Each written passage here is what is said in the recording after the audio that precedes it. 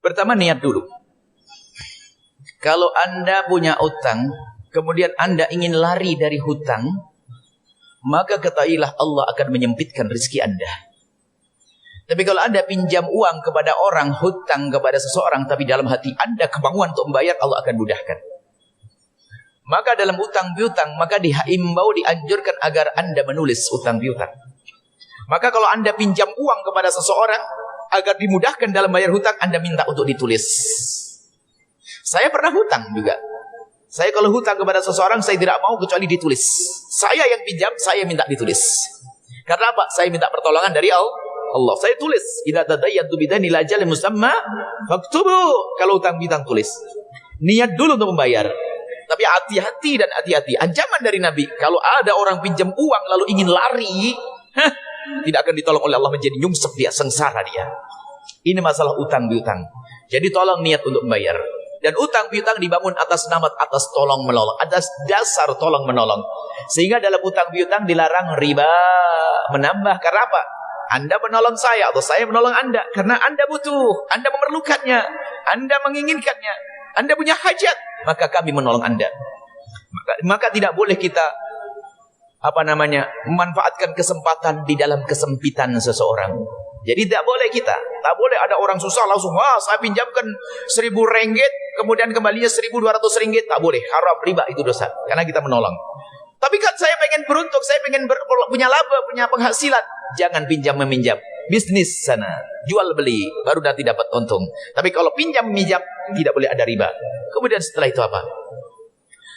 Kemudian setelah itu urusan utang piutang, mungkin masalah keuangan, biasanya utang piutang. Ada juga, ini yang pertama niat dulu ya, niat untuk membayar. Jangan sekali-kali Anda lari dari utang. Kalau lari tidak ditolong oleh Allah, jahat, haram.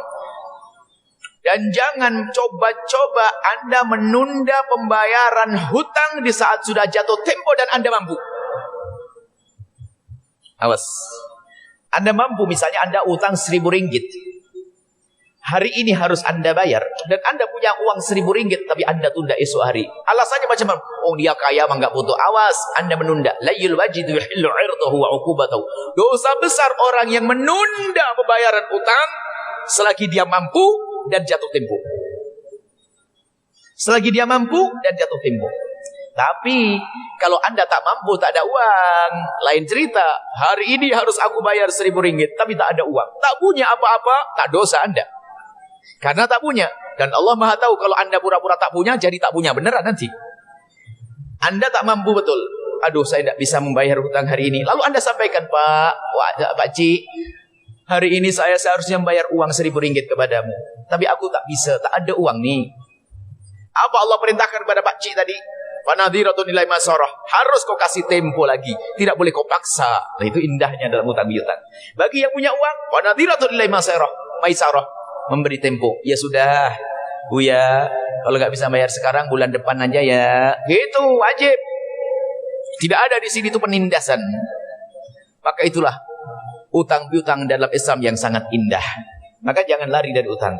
Kemudian juga di dalam hal utang piutang itu, Anda harus menghibur hati orang tersebut. Misalnya, repotnya itu kadang-kadang yang pinjam uang atau yang ngutang itu kadang lebih serem daripada yang punya uang. Na'udzubillah. Didatangi susah, sembunyi, sudah gitu ngomong kasar. Waduh, tambah sengsara, tambah nyungsep tuh manusia.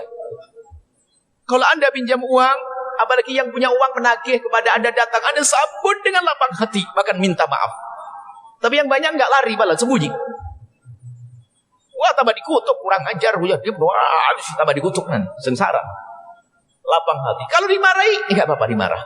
Bahkan bisa saja dengan kelembutan cara Anda menyambutnya, cara baik Anda dalam memperlakukannya, bisa saja langsung dibebaskan. Sudah tak bebaskan utangmu. Bisa saja. Allah Maha Kaya kok.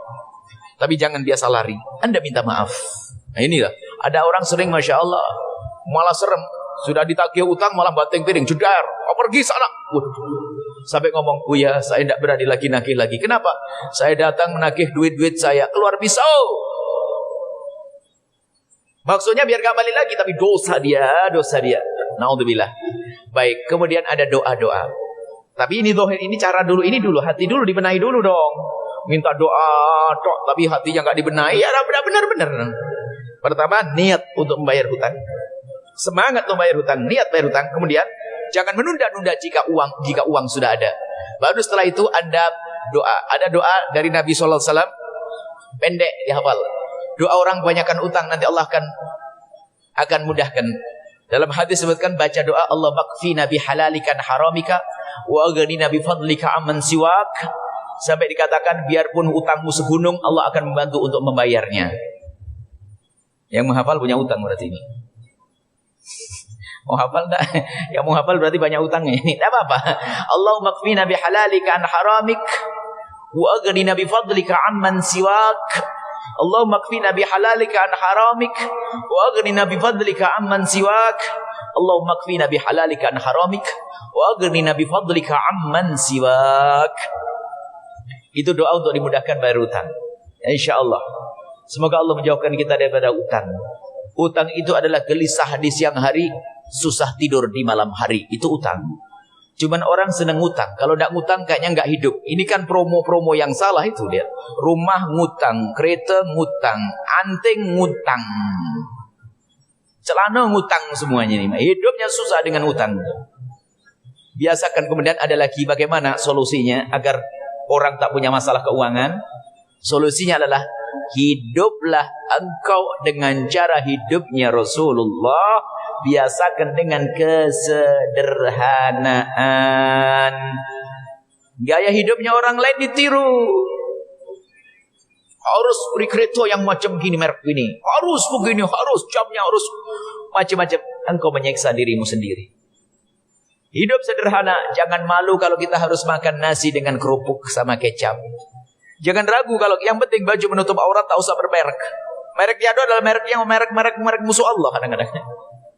Baju yang sederhana, yang penting menutup aurat, cantik akhlakmu. Tapi kadang sudah masuk wilayah sombong-sombongan. Gengsi kalau mereknya merek lokal, merek Malaysia. Merek Malaysia yang saudara kita yang buat. Senang dong seharusnya. Harus pakai merek kafir sana, merek yang enggak. Jadi biasakan dengan kesederhanaan. Makan yang sederhana. Apapun yang sederhana. Sederhana itu bukan tersiksa. Nah, Nabi itu bisa apa saja. Tapi Nabi mengajari dengan kesederhanaan. Tidak usah mewah-mewah. Ini kalau gaya hidup itu yang bikin susah. Makanya banyak masalah tentang keuangannya. Karena apa? Cara hidupnya yang salah.